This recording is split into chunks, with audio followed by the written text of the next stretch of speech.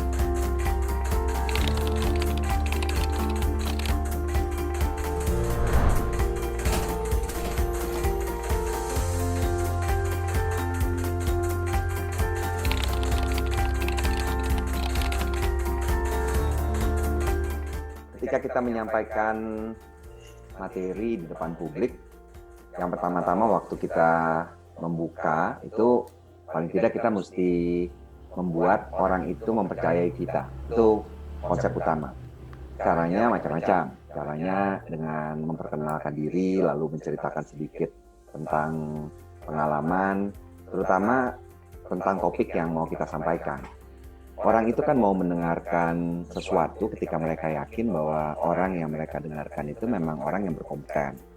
Jadi kalau menurut saya, salah satu hal yang utama itu menunjukkan bahwa kita memiliki kompetensi untuk menyampaikan topik yang kita sampaikan.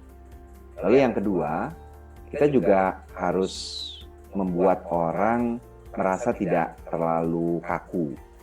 Ini bisa berbagai macam caranya. Kadang-kadang saya misalnya menceritakan sesuatu yang bersifat keseharian atau pribadi. Ketika kita mendengar cerita orang dan itu bersifat pribadi, kita kan akan merasa lebih dekat dengan orang itu.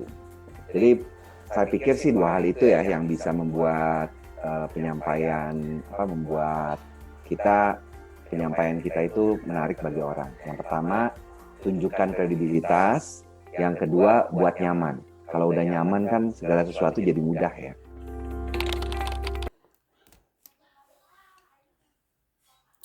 Nah, bagaimana membangun perhatian publik? Yang pertama, buat orang mempercayai kita. Yang kedua, harus membuat orang merasa tidak kaku. Nah, menarik sekali ya. Di sini, Pak Ipan Lanin menyebutkan bahwa kredibilitas adalah kunci utama agar audiens mau mendengarkan secara kritis. Saya melihat beliau menggunakan pendekatan etos retorika. Namun, saya ingin menambahkan bahwa di zaman media sosial sekarang, kredibilitas terkadang sering dimanipulasi hanya melalui jumlah pengikut. Sebagai penyimak kritis, kita tidak boleh langsung percaya hanya karena seseorang terlihat kompeten di layar, melainkan harus tetap memverifikasi data yang mereka sajikan.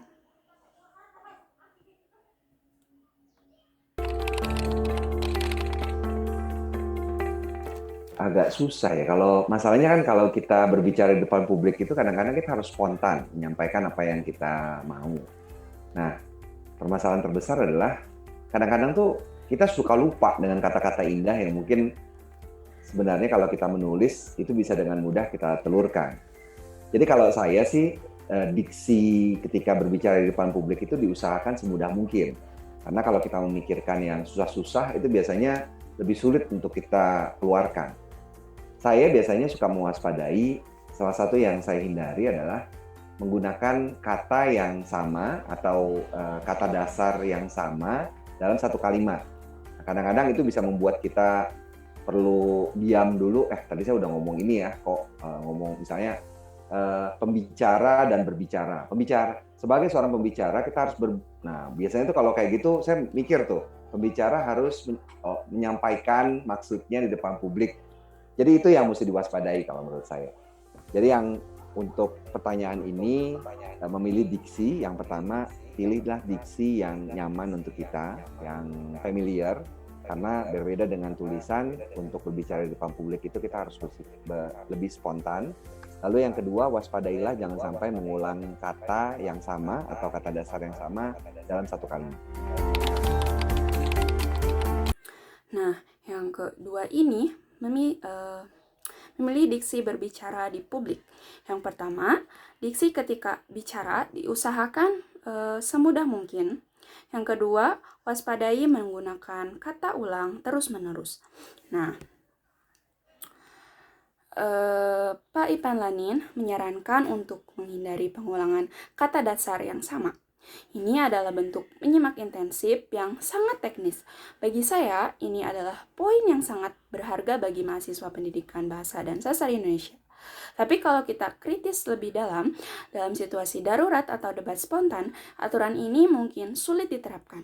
Kadang pengulangan justru diperlukan untuk penekanan argumen atau empasis, jadi saran ini sangat bagus untuk pidato terstruktur, tapi mungkin perlu kelenturan dalam komunikasi interpersonal.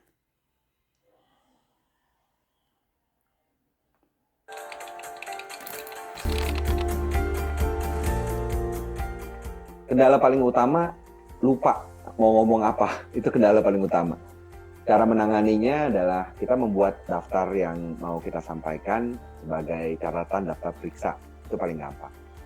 Kemudian kalau ada salindia itu sangat membantu untuk menyampaikan apa yang kadang-kadang suka kita lupa. Jadi harus ada alat bantu, intinya itu. Harus ada alat bantu. Kemudian yang kadang-kadang yang menjadi masalah juga kalau saya sedang kurang siap, misalnya datang terlambat, atau misalnya saya kurang enak badan. Jadi ada aspek-aspek lain di luar dari persiapan tadi yang bakal juga mengganggu. Ketika itu terjadi, biasanya yang pertama saya lakukan sebelum saya berbicara di depan publik, itu saya diam dulu sebentar, mungkin sekitar 1 atau 2 menit. Saya minum air, dan saya tarik napas, saya menenangkan pikiran. Ketika kita memulai sesuatu dengan tenang, biasanya kita lebih mudah untuk menangani.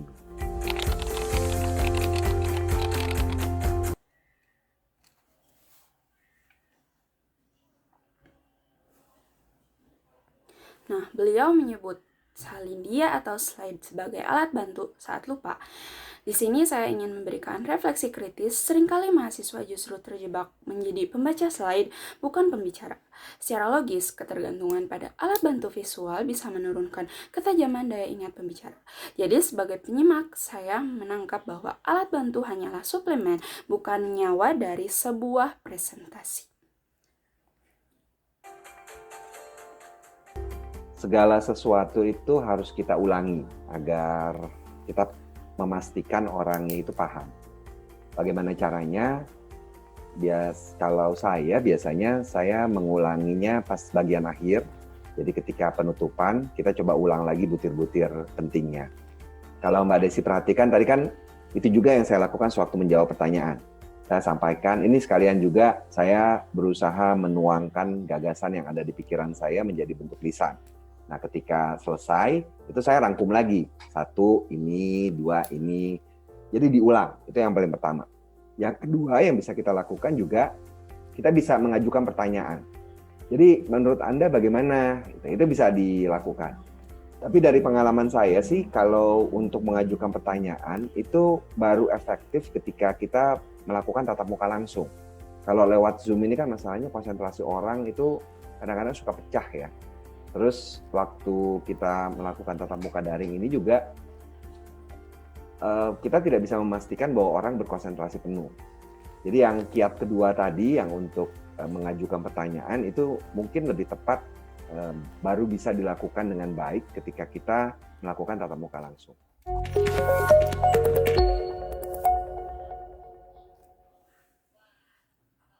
Nah, Setelah menyimak video ini secara utuh, saya menyimpulkan bahwa kiat yang dibagikan sangat praktis namun tetap memerlukan penyesuaian konteks audiens.